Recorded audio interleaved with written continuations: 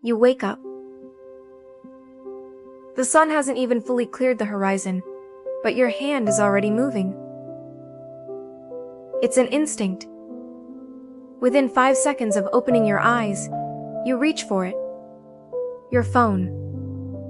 In that tiny, seemingly innocent window of time, you think you're just checking up. You check a message, glance at a headline, or scroll through a feed. But you didn't just check your phone. You just handed over the steering wheel of your entire day to someone else. You've triggered a silent internal alarm that tells your brain, "We are already late. We are already behind." This isn't just a bad habit. It's a neurological hack that conditions you to lose before the race has even started. Today, we reveal exactly how those first 5 seconds are sabotaging your potential, and the simple shift to reclaim your lead. Think of your brain like a high-performance engine. When you first wake up, your mind is in a unique state, pliant, creative, and ready to be programmed. By immediately diving into notifications, you are forcing your brain to react instead of act. You are consuming other people's agendas, other people's problems, and other people's filtered successes. This creates a state of reactive anxiety. Your brain begins to associate the very act of waking up with a feeling of being overwhelmed. You start your day in defense mode. You aren't building your life. You are responding to the noise.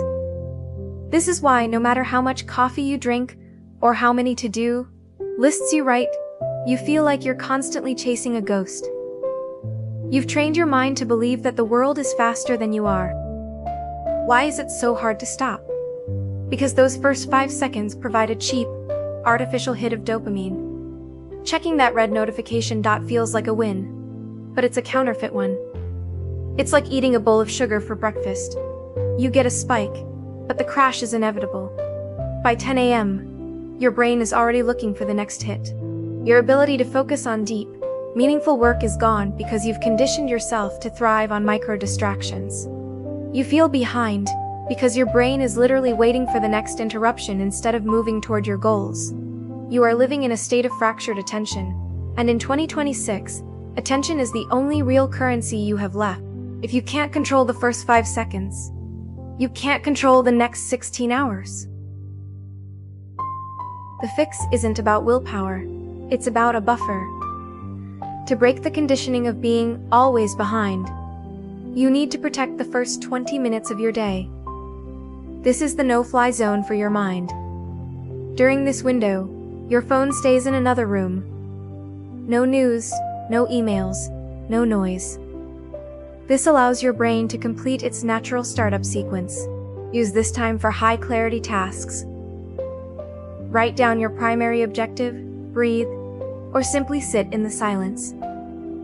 When you do this, you signal to your subconscious that you are the priority.